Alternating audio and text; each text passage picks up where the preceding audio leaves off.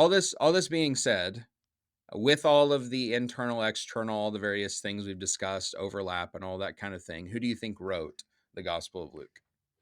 So maybe surprisingly, kind of like we said at the beginning of the episode, I actually think that Luke wrote Luke.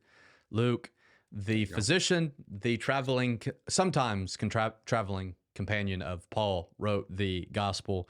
I think that for a couple of reasons.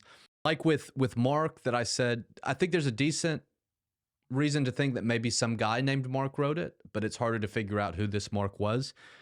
I think it's notable that not only is Luke the only name ever attached to it, but it's not a name that you would make up because they're not an eyewitness. You would rather have an eyewitness, particularly with the gospel. Yeah. You would rather have an eyewitness to the ministry of Jesus, like a Matthew, like a John. Those are names that someone might attach because they want an eyewitness. Luke's not a person that you would pick, which is just kind of an odd thing that becomes the name that is attached to it.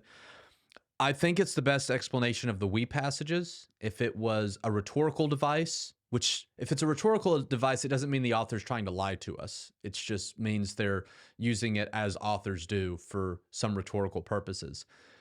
If that's it, I don't know why it's only in a small section. I don't think there's a good explanation for why we flip flop between not there, there, not there. Yeah.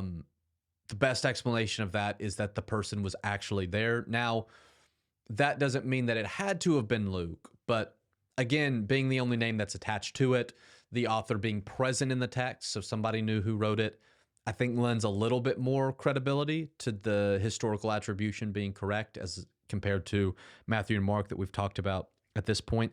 And I do think there's enough significant overlap between Luke, Acts, and Paul's letters. I think the overlap is enough to say this was somebody who knew Paul, but there's enough disagreements where it was someone that wasn't a lifelong disciple of Paul, which Luke seems to kind of fit that mold as well. He was around sometimes, he wasn't around all the time. And to me, that seems to fit the overlap that we do have. And so there's enough there for me to say, I think Luke, the traveling companion of Paul, a Hellenistic Jew, though that's not really what we talked about.